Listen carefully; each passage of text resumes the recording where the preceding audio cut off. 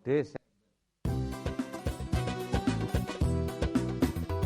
Mencari ilmu perintah agama, dari ayunan sampai usia senja.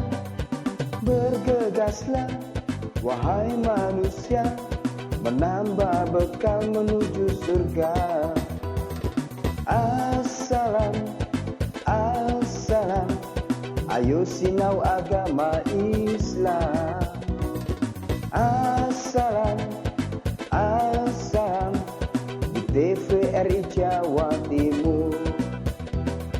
Assalamualaikum warahmatullahi wabarakatuh.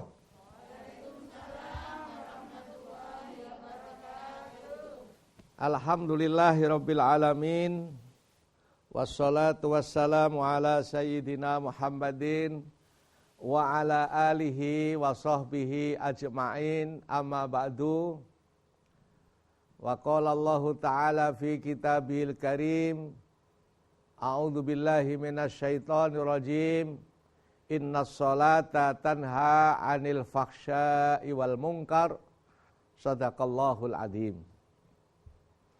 Ibu-ibu di studio dan pemirsa di rumah yang kami cintai, kami hormati, pertama-tama kita syukur alhamdulillah pada sore hari ini kita bisa bertemu kembali di pengajian Assalam, Assalam, ayo sinau agama Islam TVRI Jawa Timur, tepuk tangan. Nah, tentu bersama kami Muhammad Syukron Jazila, mudah-mudahan pengajian pada kesempatan ini benar-benar pengajian yang membawa barokah, membawa kehidupan yang diridhoi Allah Subhanahu wa ta'ala.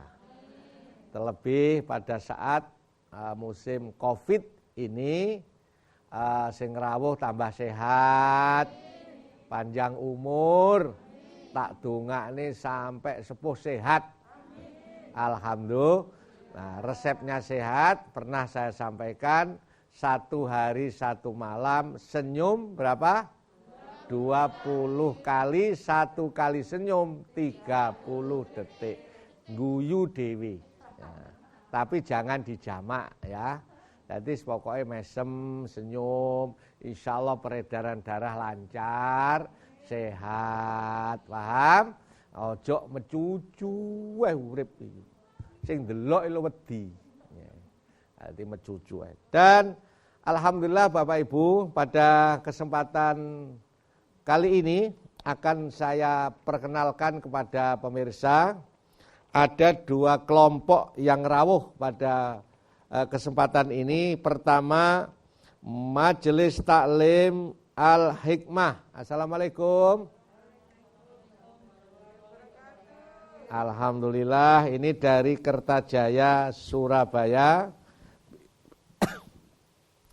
Pimpinan Ibu Hajah Asri Cahyani, sarjana farmasi ya. Dan ini termasuk pengajian yang sudah cukup lama, jamaahnya cukup banyak ya, alhamdulillah. Kemudian ada Majelis Taklim Kurnia Hidayah. Assalamualaikum. Assalamualaikum warahmatullahi wabarakatuh. Alhamdulillah, matur suwun Bu. Ini Majelis Taklim dari Manuan. Manuan, Kulon. Pimpinan Ibu Nyai Hajah Siti Khotijah. Tepuk tangan semuanya. Alhamdulillah. Mudah-mudahan berkumpulnya kita di TVRI ini menjadi wasilah, lantaran besok kita berkumpul lagi di surganya Allah. Alhamdulillah. Alhamdulillah. Baik Bapak Ibu sekalian, pada kesempatan ini kita akan bahas tentang rahasia-rahasia sholat. Nah, apa Bu? Pinter. Rahasia sholat. Kenapa saya menyampaikan ini pada kesempatan ini? Karena memang sholat itu adalah sebagai sarana mi'raj atau naiknya kita ke dunia atas. Namanya alamul aulia, alam tingkat tinggi. Ya. Jadi kalau Kanjeng Nabi niku naik ke atas itu dengan Isra Mi'raj, ya. Dengan Isra Mi'raj, makanya ada yang mengatakan Kanjeng Nabi as-sholatu mi'rajul mu'minin. Salat itu adalah mi'rajnya orang mukmin. Jadi kalau Kanjeng Nabi Isra Mi'raj, kita ndak Isra Mi'raj, mi'rajnya dengan melalui apa? Salat. Nah, sekarang sholat kita ini apakah kira-kira sudah bisa naik ke alam atas apa belum? Karena kadang-kadang ada orang ini, ya Allah aku sholat impane kok hambar. Aku sholat iki impane kok gak krasa apa-apa ngoten. Jadi gak kena di dalam hati. Nah ini bagaimana akan kita ungkapkan pada pagi hari ini atau pada sore hari ini. Nah, Bapak Ibu sekalian, coba dibaca Ibu dari Al-Hikmah ini. Ya, silakan. A'udzu billahi minasyaitonir rajim. Bismillahirrahmanirrahim. Innani ana Allahu la ilaha illa ana wa'budni wa aqimis sholata lidzikri. Ya.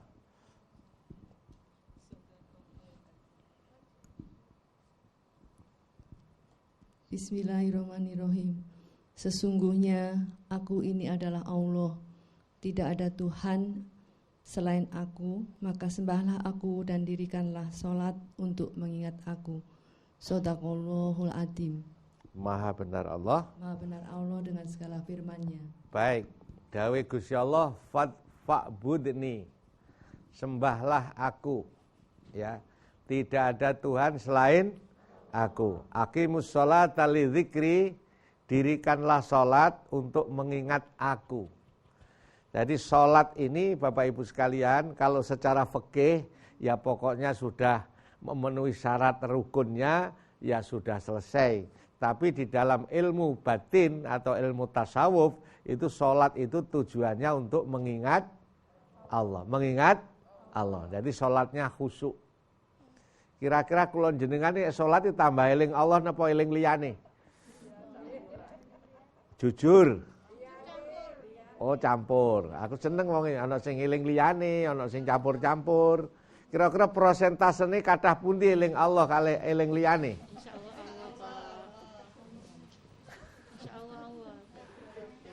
Allahumma sholli ala Muhammad.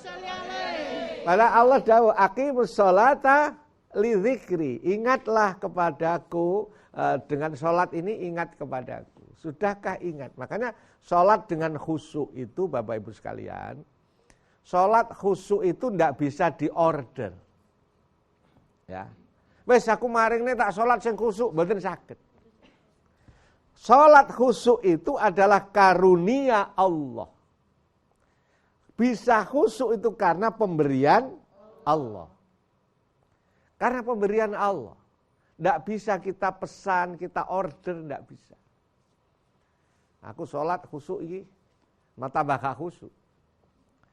Nah, bagaimana supaya bisa khusyuk, bagaimana supaya bisa tenang, itu milo di dalam Al-Quran, supaya sholatnya itu tenang bisa khusyuk, diantaranya harus dengan wudhu yang baik. You understand?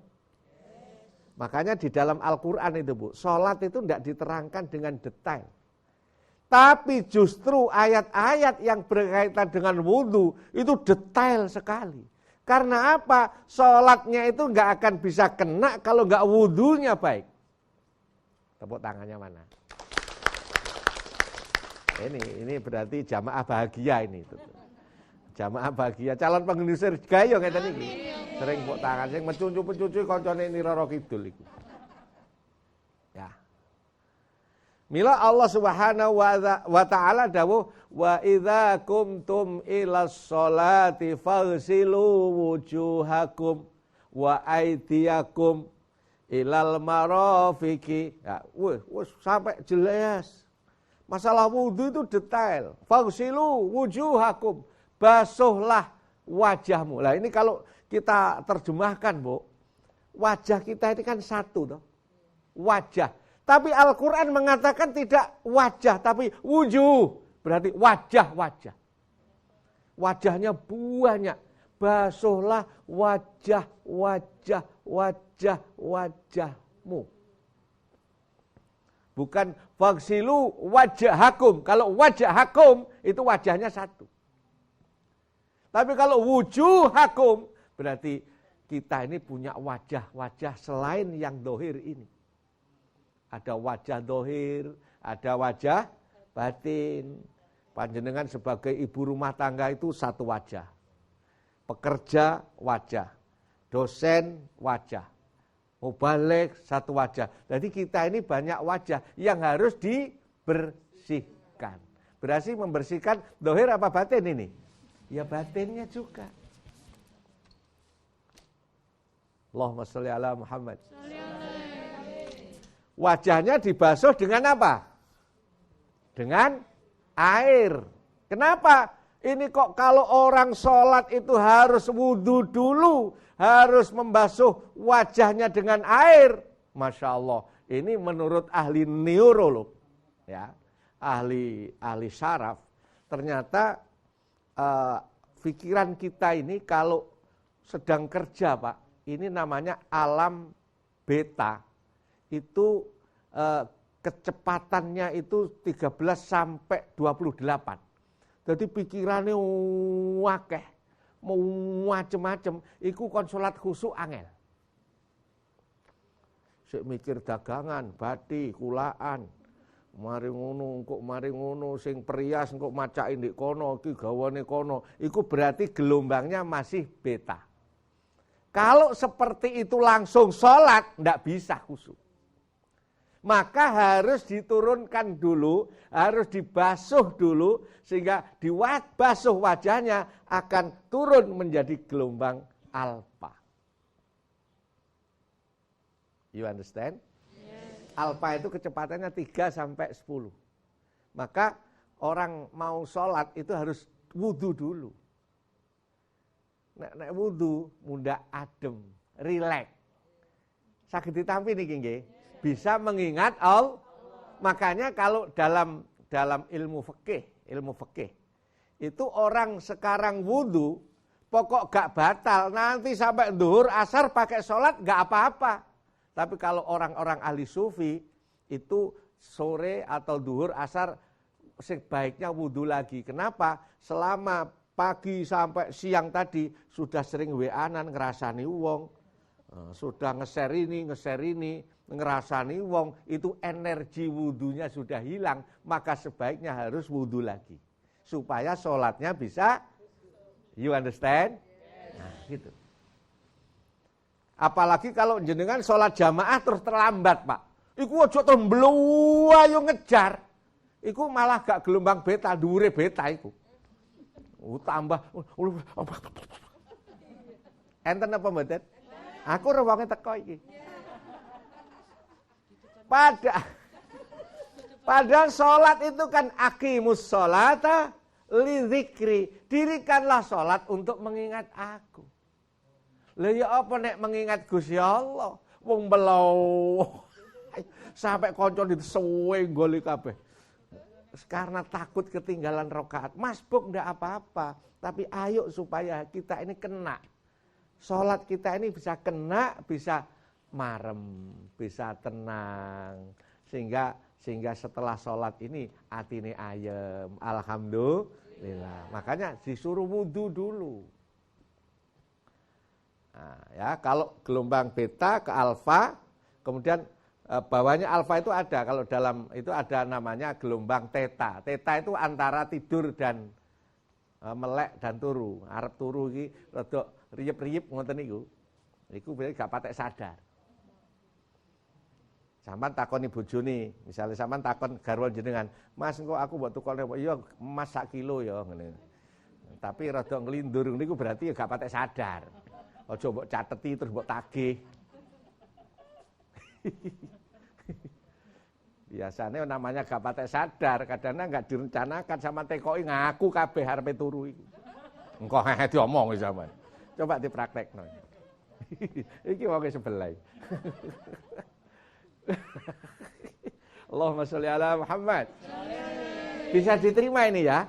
Jadi kenapa? Ini rahasianya. Jadi salat itu adalah lidzikri, untuk mengingat Allah.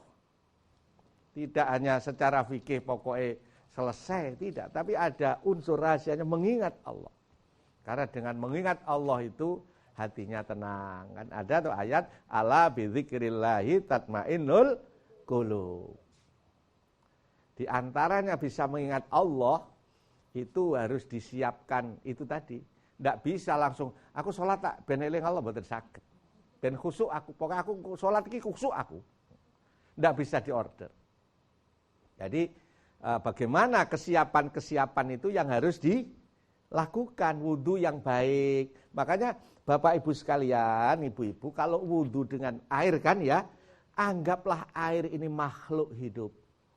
Ya Allah, saya ini banyak dosa, jenengan ampuni ya Allah dengan air ini. Makanya menurut Imam Syafi'i, air yang bekas wudu itu beda dengan air bekas mandi biasa. Kenapa? Wudu itu adalah amalul kabir, amalul azim, perbuatan ibadah yang besar, yang agung. Kenapa? Karena mampu menghilangkan dosa-dosa. Wudu itu bisa menghilangkan dosa-dosa. Maka kenapa di dalam Imam Syafi'i itu air bekas wudu itu namanya mustakmal. Barang bekas, itu nek didelok dengan kacamata batin, air bekas wudu itu irenge koyok mangsi. Bu, loh, dalem Pak, ngono lho. Ibu, kasep Bu. Tapi kalau air dipakai mandi biasa yang tidak membersihkan dosa, itu dilihat dari kacamata batin, itu tidak kotor. Makanya kenapa air bekas wudu itu tidak boleh dipakai lagi? Karena itu namanya mustakmal. Mustakmal itu adalah air bekas dan itu kelihatannya harus apa? Kelihatan apa? Keruh. Kayak mangsi itu hitam. Karena dipakai basuh muka, basuh tangan, dosa-dosa itu semuanya hilang. Alhamdulillah. Makanya air itu anggaplah itu makhluk hidup yang bisa membersihkan dosa-dosa. Makanya kalau pengen sholatnya bagus harus dimulai dari wudu yang baik. Wudunya yang baik, setiap gerakannya doa, itu wudunya yang bagus gitu. Ya, yang betul-betul sampai gitu. Ojo wudune terus krana wedaan terus engko diomongi. Enten apa mboten ngoten niku? Sing pundi tiyange? Oh, sedanten. Ini. Jadi wudu yang apa tadi? Baik. Wudu yang baik menghasilkan sholat yang baik.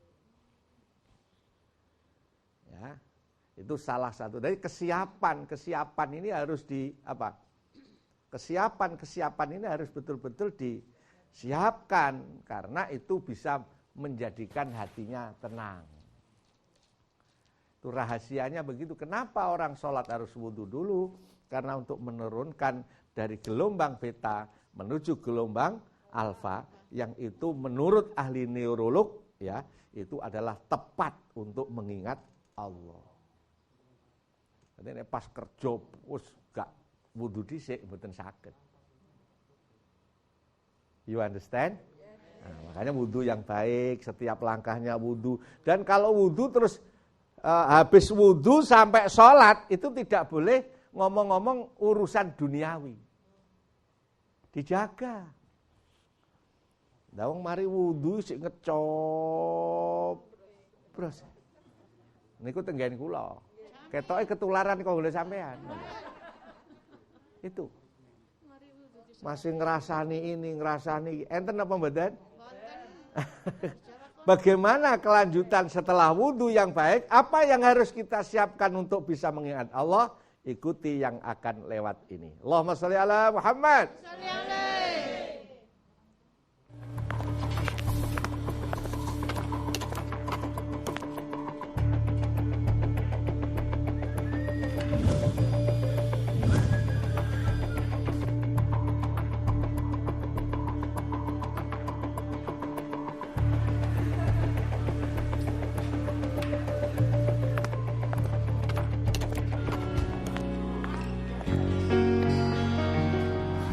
Banyak cara untuk peduli terhadap sesama. Hingga saat ini, vaksin COVID-19 belum ditemukan. Namun bisa dicegah dengan imunitas tubuh yang baik. Menular melalui droplet atau percik liur, memiliki gejala berupa demam, batuk, dan sesak nafas. Cuci tangan pakai sabun di air mengalir secara berkala. Jangan sentuh muka sebelum cuci tangan. Gunakan masker jika sedang sakit. Tetap tenang dan jaga kesehatan agar terhindar dari COVID-19. Dipersembahkan oleh tuku jamur nang kali butuh, tuku minyak wangi nang simpang dukuh. Jawa Timur duwe kampung tangguh kanggo nanggulangi supaya gak kisruh. Mulane ayo sing bersatu supaya tetep teguh.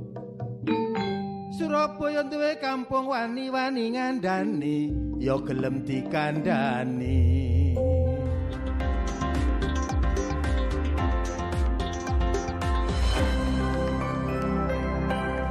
Assalam, assalam di TVRI Jawa Timur.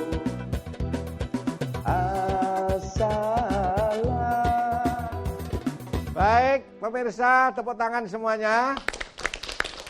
Kita berjumpa lagi dengan pengajian Assalam, ayo sinau agama Islam TVRI Jawa Timur. Baik, Bapak Ibu sekalian, pemirsa yang saya hormati. Kemudian yang kedua, untuk bisa mengingat Allah itu lidzikri, itu juga harus disiapkan sebelum sholat itu apa? Pakaian yang bersih. Pakaian yang bersih, pakaian yang wangi, sajadah yang bagus, itu bisa menjadikan kesiapan mengingat Allah. Pakaian yang niat pakai sholat gitu. Misalnya kalau bapak-bapak ya, beda loh. Sholat pakai sarung, ambek celono Levi's yang kewetat, kira-kira nyaman pundi? Nyaman sarung. Karena sarung itu kan demokratis, praktis, demokratis, sok tolah-tolah anjir. Allahumma sholli ala Muhammad. Dengan yang celonane mlepet terus rodok medel pisan nek digawe rokok, iku celana daleme ketok. Ana mereke pisan. Nate sumerep ngoten niku. Lho sampean yo ngincengan berarti. Lah kan ini beda. Berarti disiapkan pakaiannya yang bagus, yang rapi. Itu dalam rangka mengangkat bisa ke alamul ulia itu. Nanti kalau orang itu sudah merasakan rahasia-rahasia sholat, kenikmatan yang paling indah di dunia ini adalah ketika saat sholat. Rasanya ingin segera naik sajadah gitu. Karena mi'raj itu. Sehingga kalau sudah senang mi'raj, senang di alamul ulia, tidak senang di alamul sufla, di dunia bumi. Ono barang indah-indah biasa. Ono omah sing granite apik biasa. Ono mobil apik ya bagus itu tapi biasa. Bagi saya itu adalah sebagai kendaraan rumah biasa. Nanti ya ditinggal, tapi ketika sudah menikmati etalase papan atas, dia akan semangat karena sholatnya sudah kena. Aku ame sholat itu rasanya kok adem gitu. Supaya bisa lidzikri mengingat Allah, habis sholat bisa adem tadi, siapkan baju yang baik. Baju yang baik. Ojo daster mangkak iku. Lah nggih mukena iku mangkak kate sing dienggo iku wae. Akhire terus mriki niku awor wedak ambek benges niku lipstik niku sampai ireng ngoten. Enten apa mboten? Enten. Nangane mal-mal iku. Ditambah jamur bisa. Bagaimana? Nanti enggak bisa lidzikri. Sahnya sah secara hukum fikih. Nah, semua syarat rukunnya dilakukan sah, tapi bagaimana itu bahasanya belum kena kita, belum ngerasakno nikmate makanya harus dengan menyiapkan pakaian yang bersih. Maka sholat itu harus suci tempatnya, suci. Syukur-syukur kalau ibu di rumah itu ada maziyah namanya tempat khusus. Sholatnya ya di situ, walaupun cilik di gurine lemari gak apa-apa di kuno kayak gitu. Ojo pindah-pindah. Wong sholat nang ngarepe TV. Ditakoni, "Lho Bu, sholat Isya ngarepe TV iya iki dosa mati arek." Delalah gak sido mati. Wis kadung arep nglahi. Masya Allah. Astagfirullah. Sholat nang ngarepe TV mergo ngrungokne nek critane sing apa mau kaji dosa arep mati. Astagfirullah. Sebab kok nek gak ngono gak aruh alure. Subhanallah. Ini. Padahal sholat itu kan lidzikri sah saja secara fikih. Tapi mari kita bersama di dalam kehidupan ini belajar sedikit demi sedikit ya. Supaya hati kita bisa mi'raj, bisa naik ke sehingga kita akan menikmati etalase-etalase langit yang sehingga kita tidak gampang terkecoh oleh etalase-etalase bumi. Allahumma sholli ala Muhammad. Baik, Bapak Ibu silahkan panjenengan dibaca selanjutnya dari Majelis Taklim Kurnia Hidayah. Monggo Ibu, silahkan. A'udzu billahi minasyaitonir rajim. Bismillahirrahmanirrahim. فَإِذَا قَضَيْتُمُ الصَّلَاةَ فَاذْكُرُوا اللَّهَ قِيَامًا وَقُعُودًا وَعَلَى جُنُوبِكُمْ فَإِذَا اطْمَأْنَنْتُمْ فَأَقِيمُوا الصَّلَاةَ إِنَّ الصَّلَاةَ كَانَتْ عَلَى الْمُؤْمِنِينَ كِتَابًا مَّوْقُوتًا. Sadaqallahul azim. Artinya terjemahan ayat surat An-Nisa ayat 103. Dengan menyebut nama Allah yang Maha Pengasih lagi Maha Penyayang. Selanjutnya apabila kamu telah menyelesaikan salatmu, ingatlah Allah ketika kamu berdiri, pada waktu duduk dan ketika berbaring. Kemudian apabila kamu telah merasa aman, maka laksanakanlah salat itu sebagaimana biasa. Sungguh salat itu adalah kewajiban yang ditentukan waktunya atas orang-orang yang beriman. Maha benar Allah dengan segala firman-Nya. Matur suwun, Allah dawuh innas sholata kanat alal mu'minina kitabam mauquta. Jadi sholat itu waktunya sudah ditentukan. Maka Bapak Ibu sekalian, kalau orang itu sholat itu bisa kena tadi, bisa ngerasakno, itu salah satu pertanyaan yang bisa membelah langit, ya, itu adalah orang bertanya, kapan masuknya zuhur? Ini masuknya maghrib jam berapa? Masya Allah, kalau orang sudah di dalam hidupnya sering tanya kapan waktu masuk sholat, jam berapa masuk sholat, itu adalah pertanyaan-pertanyaan yang bisa membelah langit. Tepuk tangannya mana? Alhamdulillah. Sehingga dia ingin sholat, sudah ingin, Masya Allah, sudah ingin melaksanakan sembahyang. Coba, zuhurnya jam piro biasa? Nah, yang repot itu kan orang bertanya, masuknya maghrib kapan? Iku nek pas Ramadan. Engko sik ta. Mengapa? Mergo arepe. Jadi kok niki bukane. Coba kalau kita pas di Arab atau pas kita umroh haji itu selalu kegiatannya. Zuhurnya jam berapa? Masuk asarnya jam berapa? Isaknya nanti masuk jam berapa? Maghrib sudah tanya, nanti isaknya masuknya jam berapa? Karena kita harus nunggu dulu. Pertanyaan-pertanyaan ini adalah pertanyaan suci, pernyataan suci yang itu dicintai oleh Allah dan Rasulnya. Alhamdulillah. Biasanya ibu nggih ngoten. Napa bengok adzan maneh. Nauzubillah. Jangan begitu.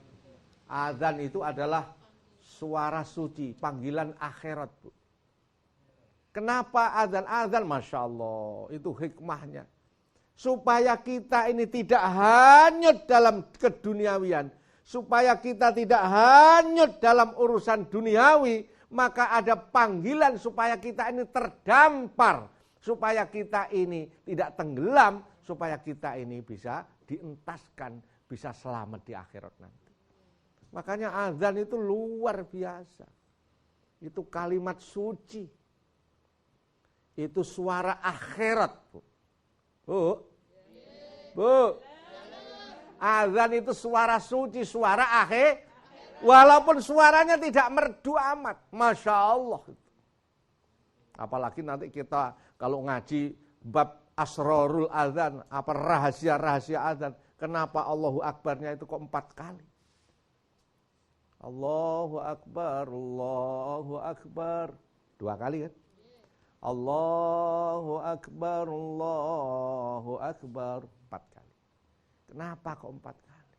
Allahu Akbar. Sholat juga begitu. Takbirnya kita ini 1 rakaat 7 kali. Allahu Akbar kabiro, Allahu Akbar kabiro 2 kali. Allahu Akbar ruku, Allahu Akbar 7 kali. Kenapa setiap 1 rakaat takbirnya 7 kali? Karena lapis manusia yang menutupi kita kepada Allah itu ada 7 lapis. Makanya lidzikri, supaya kita sholat itu supaya eling Allah.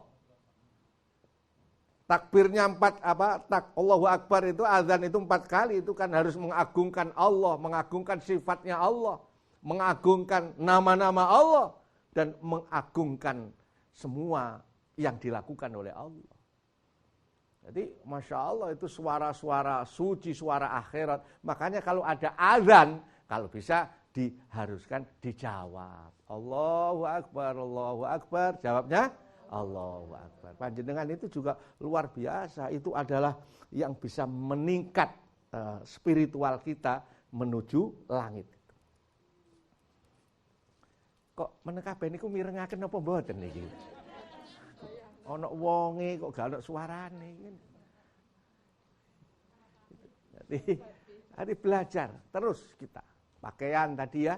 Pakaian kalau sebenarnya yang bagus gitu.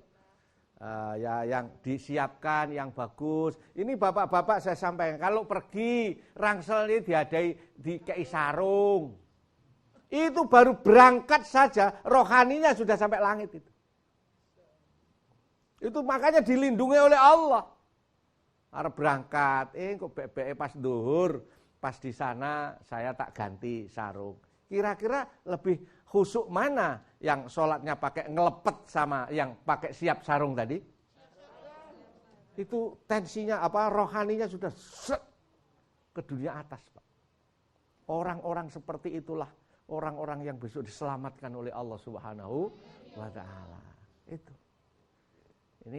Itu baru asrarul shalah, asrarul adzan. Masya Allah, adzan itu luar biasa. Walaupun suaranya enggak enak. Dan kalau adzan ya jangan lama-lama. Tapi ya jangan cepet-cepet kayak di TV cepet itu. Malah cepet gitu. Ya sedengan gitu ya. Sedengan gitu. Walaupun sholat sendiri enggak apa-apa, ada azan. Tapi gak ada mic. Pakai qomat, enggak apa-apa. Itu nanti yang makmum adalah para malaikat. Para malaikat. Kalau panjenengan ada azan, ada iqomah. Masya Allah. Jadi memang sholat kita ini terus harus kita belajar, kita proses. Bagaimana bisa menjadi sholat yang tambah dekat dengan Allah Subhanahu wa ta'ala. Tambah baik gitu loh. Jadi tidak sholat kita hampa, tidak sholat kita kemudian hari sholat sudah, tapi ada bekas, ada rasa di dalam hati kita bahwa sholat itu adalah untuk mengingat Allah. Dan ini jelas kok, kalau sudah mengingat Allah dalam sholatnya, awal mukadimah saya sampaikan, nanti akan bisa mencegah perbuatan keji, perbuatan mungkar. Tapi begitu juga sholat yang tidak mengingat Allah, maka sudah diingatkan oleh Allah, fawailul lil musallin alladzina hum an sholatihim sahun. Maka celaka bagi orang-orang yang sembahyang, tapi dalam sembahyangnya mereka hanya seperti mepetik mangan jagung. Cuk. Itu besok sholatnya diambil oleh Allah, dilemparkan ke muka kita. Gitu loh, PN sholatmu ini. Karena sholatnya tidak mengingat Allah, cuma apa tadi? Koyok pitik mangan, ya apa pitik mangan jagung. Cuk. Ya apa? Cuk. Istilah, wis sholat, wis, lo yo hafal. Kita kan sering begitu. Nah, ini harus kita koreksi terus. Baik Bapak Ibu sekalian, yang terakhir ada surat yang dibaca tadi. Monggo Ibu. Bismillahirrahmanirrahim. Alladzina amanu wa amilus solihati tuba lahum wa husnu ma'ab. Coba artinya dengan menyebut nama Allah yang Maha Pengasih lagi Maha Penyayang. Orang-orang yang beriman dan mengerjakan kebajikan, mereka mendapat kebahagiaan dan tempat kembali yang baik. Alhamdulillah. Maha benar Allah dengan segala firman-Nya. Baik, kalau sudah sholatnya bagus, kita dari prolog yang bagus, maka nanti akan mendapatkan kebahagiaan dan kita kembali dalam keadaan baik. Alhamdulillah. Masih banyak sebenarnya persiapan untuk bisa sholat itu kena. Ya diantaranya ya softnya yang lurus ya. Kalau dulu sebelum ada pandemi softnya rapat gitu kan. Rapat itu juga tidak harus mepet bau. Kita kadang-kadang memaknai teks itu terlalu. Kenapa? Dulu zaman Rasulullah masih sugeng Pak, itu musolanya kecil, masjidnya cilik wonge, akhirnya wonge, ya napa? Mepet. Jadi memahami teks itu ya jangan terus harus mepet. Kalau sekarang masjidnya gede longgar ya tidak harus dipepetkan. Mosok ngene terus sikile pindahin digoleki maneh. Kan kadang-kadang kaki kita itu kalau berdempetan itu juga tidak khusyuk. Makanya yang penting adalah bagaimana sholat itu ketika tahiyat akhir, kan lungguhe rada iftiros atau tawaruk itu ya.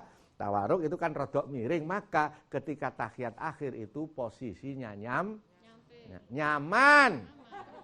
Bukan tersalah.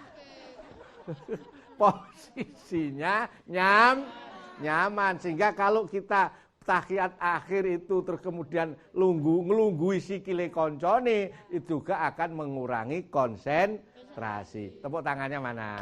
Gitu loh. Jadi tidak apa-apa, tidak harus selalu mepet seperti zaman Nabi karena dulu masjidnya kecil. Ya inilah yang kadang-kadang memahami itu terlalu tekstualis, tapi tidak dipahami secara kontekstual. Ya, baik Bapak Ibu sekalian, waktu sudah semakin cepat, tinggal 15 menit kalau tidak salah ya. Monggo sekarang kami buka pertanyaan baik dari Kertajaya maupun dari Manuan Kulon. Ini kebetulan semua sama-sama Surabaya ya. Silahkan berdiri, angkat tangan, berdiri nyebut nama siapa dari pengajian mana. Baik, silahkan. Ya, silahkan Ibu dari Al-Hikmah, mic-nya tolong dibantu. Oke, silahkan. Nama siapa, Ibu siapa? Oke. Bismillahirrahmanirrahim. Assalamualaikum warahmatullahi wabarakatuh. Waalaikumsalam warahmatullahi wabarakatuh. Nama saya Ibu Siti Rodia dari pengajian Al-Hikmah Kertajaya. Tepuk tangan. Pak Ustadz, saya mau bertanya. Ya. Sholat itu kan hukumnya wajib. Apakah ada kondisi atau saat-saat tertentu sehingga kita mendapatkan dispensasi yang wajib itu menjadi sunnah? Terima kasih. Assalamualaikum warahmatullahi wabarakatuh. Waalaikumsalam warahmatullahi wabarakatuh. Baik, jadi sholat itu adalah fardu ain. Apa fardu? Yang harus dikerjakan oleh pribadinya. Tidak boleh, rek aku kewesel, tolong wakilono ya bro. Tidak boleh. Bagaimana keterangan penjelasan tentang rukhsah atau dispensasi sholat, ikuti pesan yang akan lewat ini. Allahumma sholli ala Muhammad.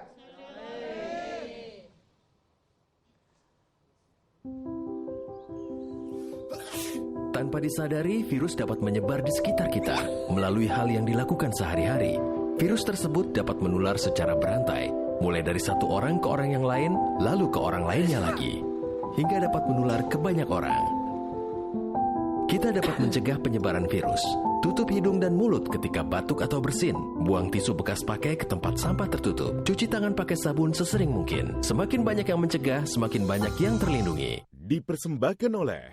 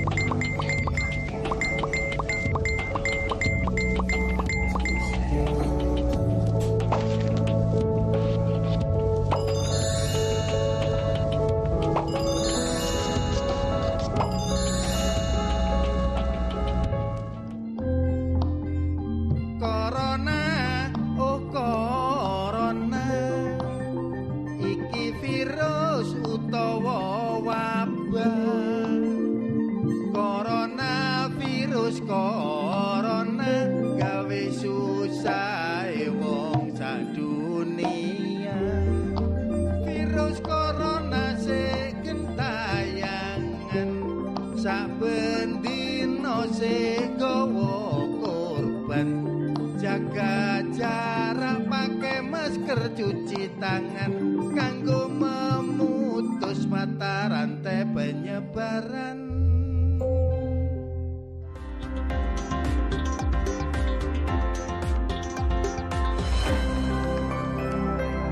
Kembali. Asam di TVRI Jawa Timur.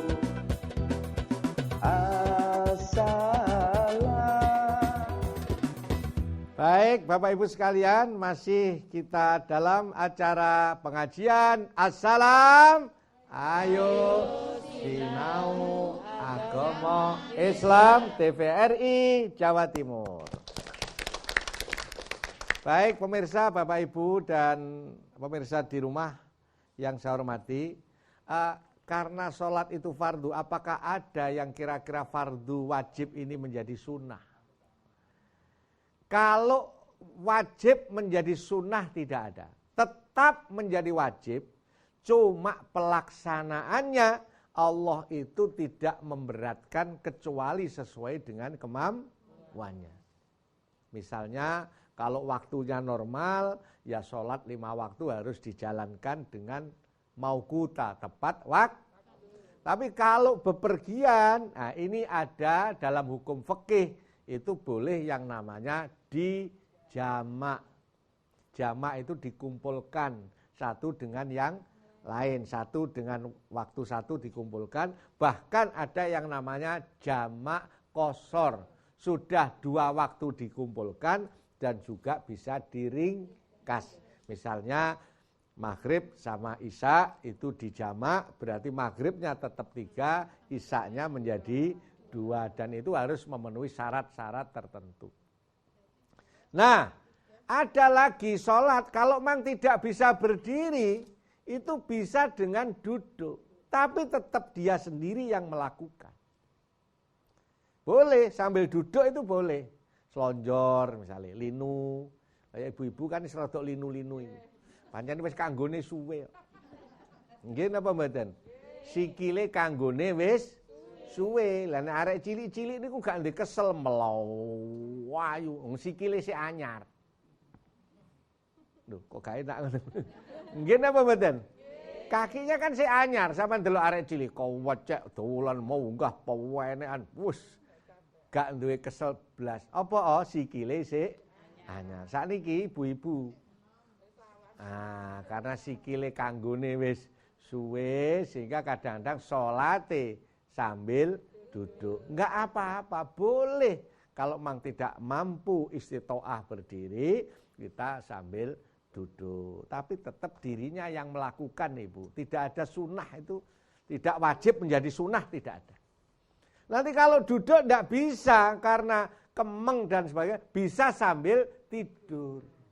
Boleh. Pancen gak iso ngadeg, gak iso lungguh, ya bisa sambil tidur. Tidur gak bisa ya wis miring, melek tok, kedep Allah, ngoten tok nggih. Angsal niku, tapi masih li zikri mengingat Allah. Lah dene kedep wis gak iso, ya wis gantian wis wayahe. Sedo pancen urip niku kan ngoten to, asale ana, asale gak ana, terus ana. Mari ngono. Gak ono. Teng mriku niku teng alam barzah niku rame jenengan dinteni Pakde sampeyan teng mriku. Rame teng mriku nggih ngalahne teng mriki. Rame pasar-pasar mriku. Kuwatah jenengan badhe silaturahmi mriku nek sakniki seneng ngaji pun enten kendaraan disiap pun diterno mriku ngoten teng mriku. Nggih. Rame jenengan nggih dinteni teng mriku. Makanya kalau bahasa tasawuf itu petuk iku petal, petal iku petuk. Jenengan sakniki petuk dulu anake, tapi petal karo mboke. Nggih napa mboten? Wong mboke pun ibuke sudah wafat. Jadi petuk kene tapi petal teng mriku. Nggih nek petal king mriki petuk mriku. Makane petuk iku petal, petal iku petuk. Tepuk tangannya mana? Jadi kalau kita misalnya wafat terus pisah dengan keluarganya, petal di kono petuk, Pakde, Mbak E, ngene iki wis dinteni sampean mriku. Endi ponakku sing kudung ijo gak teko-teko. Sing kudung kuning wis tak siapno. Wis nggih, mriku ruwame mriku. Alhamdulillah muga-muga sehat. Panjang umur. Jadi nek kene petuk saiki petuk berarti petal mriko. Nek iki petal mriki, petuk mriko. Tepuk tangannya mana? Jadi tetap wajib cuma dilakukan sesuai dengan apa? Kemampuannya. Enggak bisa berdiri, duduk, enggak bisa duduk, bisa berbaring. Tayamum pakai air, enggak bisa ya. Apa